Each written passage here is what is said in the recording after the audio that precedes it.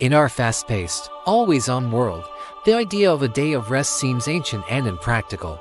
But for thousands of years, the Sabbath was the centerpiece of Jewish life, a cornerstone of God's law. It was so important that breaking it was punishable by death.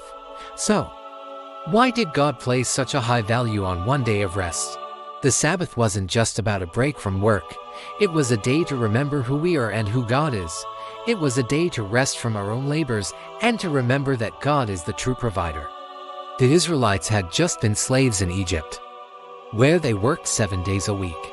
The Sabbath was a radical act of liberation.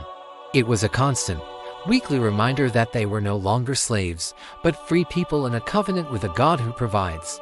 The spiritual meaning of the Sabbath is rooted in the creation story. The very first thing God did after creating the world was to rest. He didn't rest because he was tired. He rested to show us the ultimate purpose of creation, not to be a machine of constant production, but to enter into his rest. The Sabbath is a spiritual oasis, a weekly recreation where we stop striving and start abiding. In the New Testament, Jesus himself is called the Lord of the Sabbath. He didn't abolish the Sabbath, he fulfilled it. He showed that the purpose of the Sabbath was to give life, not to impose a rigid list of rules. Jesus healed on the Sabbath, demonstrating that compassion and mercy are a higher purpose than tradition. The Sabbath is a gift. It's a powerful invitation to stop, to breathe, and to remember that our value is not in what we produce but in who we are in God.